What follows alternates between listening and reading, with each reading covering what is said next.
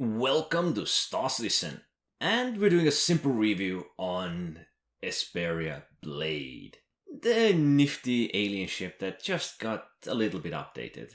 There was quite a bit wrong with this ship. First of all, its weapons shot at different speeds. The repeaters shot twice as fast as the plasma cannons. Your aim assist was on the repeaters, not your plasma cannons, so you were wasting a lot of DPS if you weren't firing really up close. What I personally like is actually sitting into the ship now. This animation has been increased to really to feel like it's a combat ship. You need to get in, you need to go, you get ready. And so you're not really wasting time with this animation anymore. Another great thing they did was when you, break off your wing, it no longer breaks off from the close of the hull, but rather the tip of the wing. So your ship's wing will be ripped off, but you will still have all your firepower. Because that is all still attached to the wing, but it's really close to the hull. So you're not gonna lose any of the firepower even if you are disabled to an extent.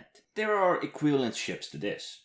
It's meant to be like an alien version of Gladius, an alien offset in a way, with its own twist. So let's bring out the Blade and the two most popular light fighters there are, Gladius and Arrow. There's actually a lot more than meets the eye here. These are just the pure stats that you see. Health, dimensions, fuel, maneuverability, all like that. But we don't see what is special about it. The changes we know are quite simple. They improved the ship's maneuverability, they made it more resilient to damage, because it used to have a lot less health, it used to be a lot less resilient. Its wingtips still are rather fragile, but what it in truth really has is the acceleration. That is something nifty and lovely. Now it doesn't have the longest boost here, it actually has the shortest boost among all of these three, but it does accelerate really fast.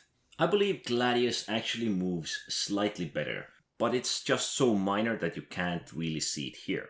All of these three ships are pretty much in the same bracket at the moment. There are some slight differences in sizes, maneuverabilities, speeds, things like that, but they all should pretty much be now equal, so finally making the Blade kinda like the counterpart for Gladius. But with the raw stats, the Gladius seems to be ever so slightly better.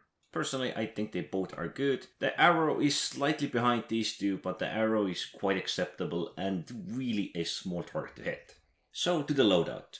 You can't change your weapons. I mean, you can swap your rockets, but you can't change your weapons and you cannot change your missile racks. The rest is up to you what you want to use. So on the right, we have my preference, and on the left, we have the stock loadout. I, as usual, have gone for the military loadout. Because this is such a small ship, and I've had many bad scenarios where rockets or some other weapons have literally disabled my ship and I've fallen to my death.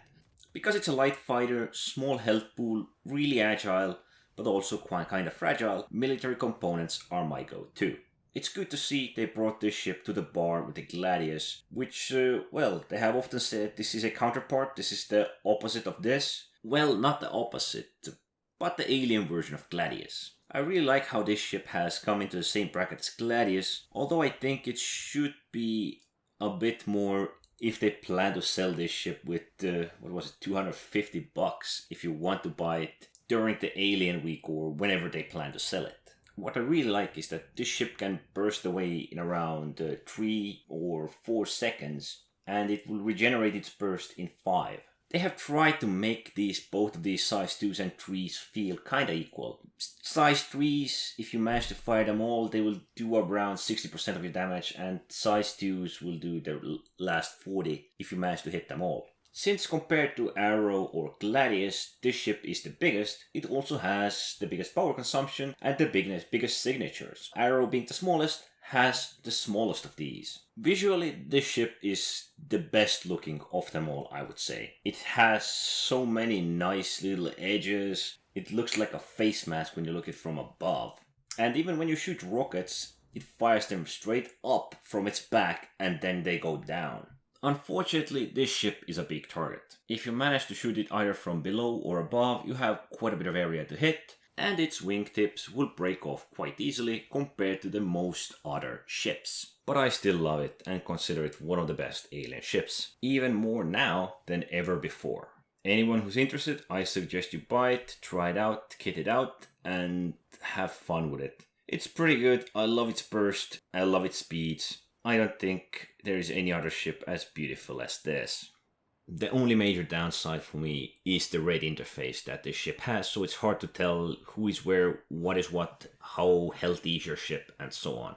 But if you're thinking about spending money, either on this ship or one of the two other ships I mentioned before, well, this is more than 2.5 times as expensive as those other ships. You're still getting an interesting ship with interesting aspect, but it's still kinda equal to Gladius. I guess it's up for debate because they're actually coming pretty close to each other. Perhaps Gladius being, well, I can't say better, slightly better in certain aspects, Blade being better in some others, and Arrow being better in staying hidden. They're great ships and hard to make up your mind. Anyway, thanks for watching.